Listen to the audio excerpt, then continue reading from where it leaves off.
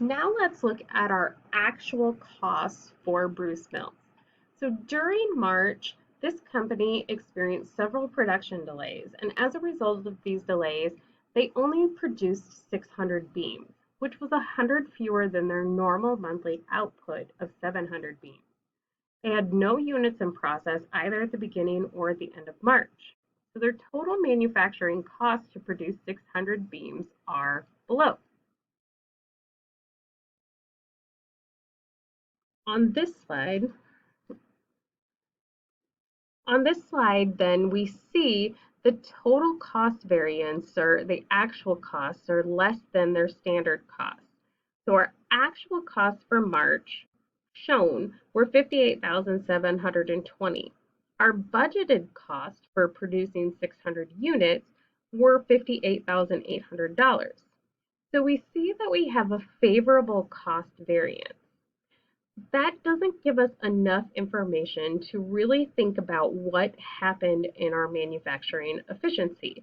So we need to break that down into our direct materials, direct labor, and overhead variances so we can see where that $80 cost came from or where we might have issues.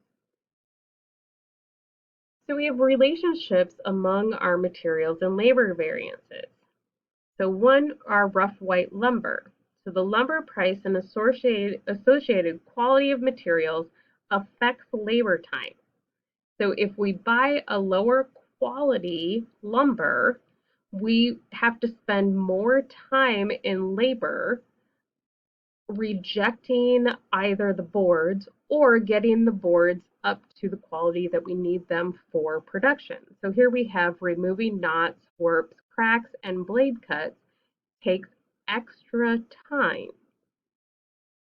Then we have the pay rate associated with skill level of labor affects efficiency of labor.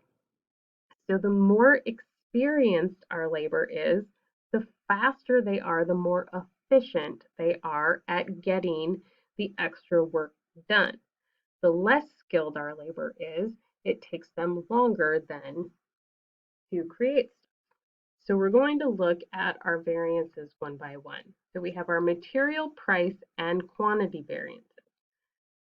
So when we make our standard materials cost, we have the quantity of materials that should be required and the standard amount of prices that we normally pay to acquire those materials.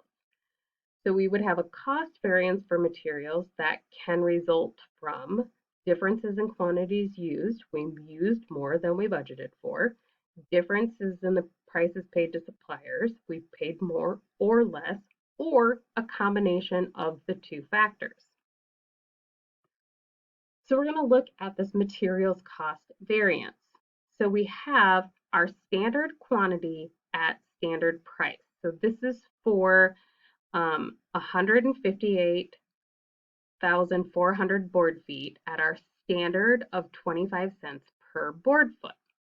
So our standard budgeted amount for direct materials would have been $39,600. Instead, we bought 180,000 board feet, so much more than what we had budgeted, but we got them at a lower price. So we had a favorable cost variance. Our material price variance is our actual quantity used times the standard price minus the actual price. So our actual quantity used was 180,000 board feet. We paid 5 cents less for these board feet than we budgeted that we were going to pay. So if we take 180,000 board feet times 5 cents, we get a $9,000 favorable materials price variance. Our material quantity variance, however, is our standard price times the standard quantity minus the actual quantity. So our standard price, remember, was 25 cents. This is our budgeted price, 25 cents per board feet.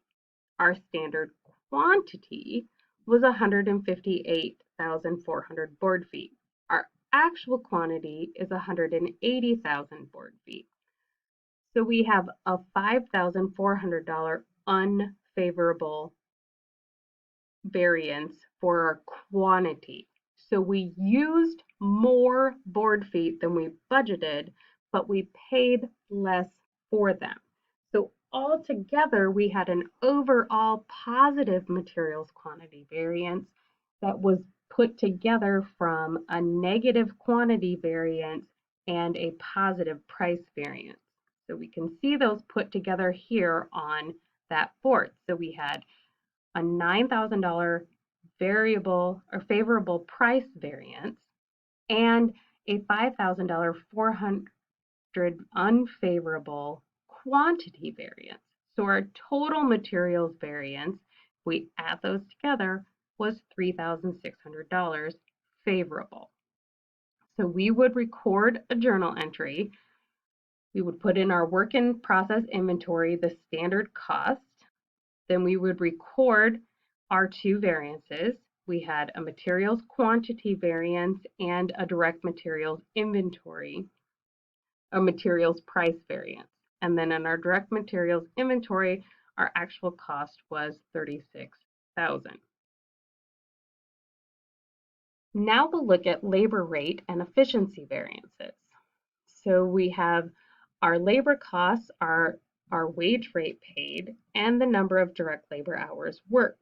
So our rate variance is when we have changes in our budgeted hourly wage rate.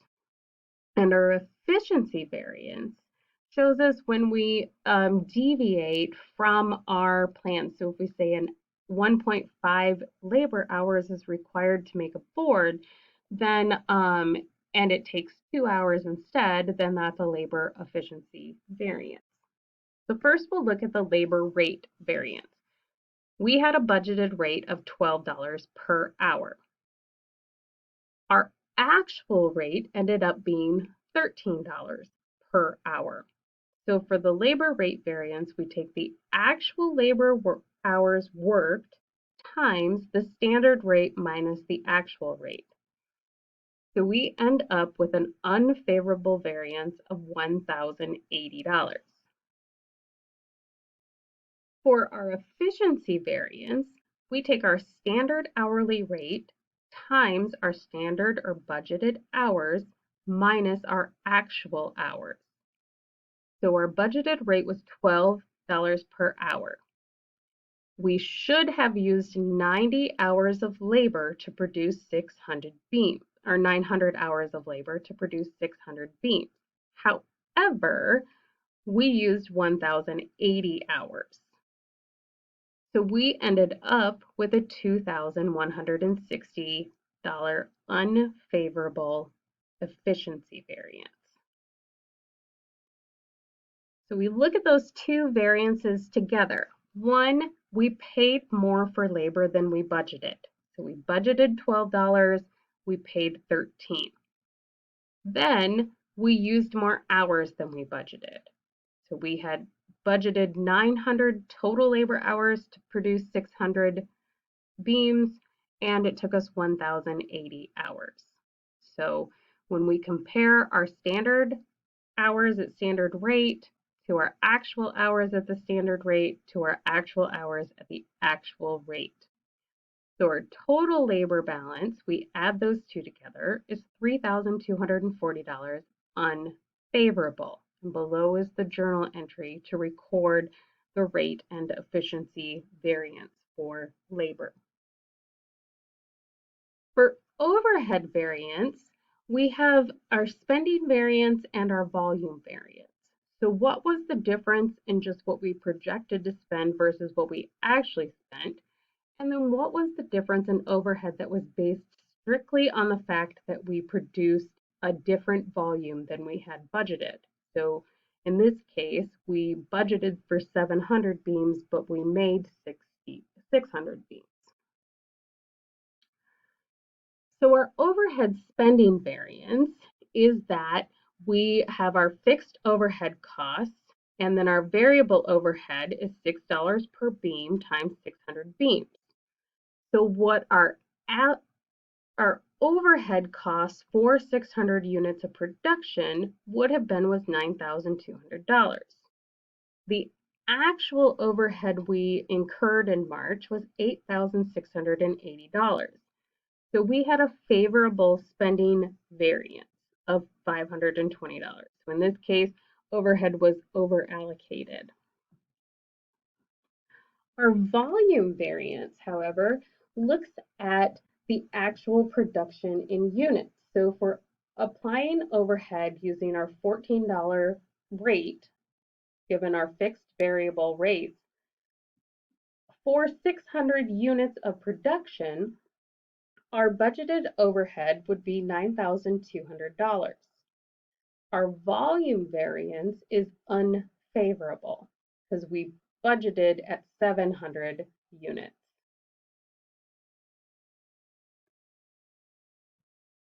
Volume variances occur automatically just based on the level of output. So if we say we're going to make 1,000, but we actually make 9,000, or make 10,000, but we actually make 9,000 or 11,000, that creates a volume variance. Average production levels should equal the normal level used in developing the standard cost. So during the year, any favorable and unfavorable volume variances should end up balancing each other out. As long as our production department is producing the desired number of units, volume variance doesn't indicate that we're either efficient or inefficient. It's just the natural result of our changes in volume. So we can look at our total overhead cost variances. So we had a spending variance favorable of $520 and a volume variance that was unfavorable of $800. So our total overhead variance was $280 unfavorable.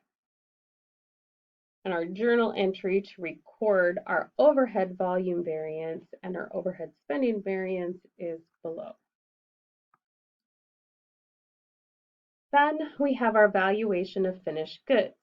So we've seen that in a standard cost system, costs are charged to the work in process inventory account at the standard cost. So our finished goods are valued at standard and their costs are transferred to finished goods inventory and to the cost of goods sold. So at the end of March, to record the completion of 600 beams, we would transfer 600 units at $98 per unit from work in process inventory to finished goods inventory. Next, we're going to look at some more variance discussions.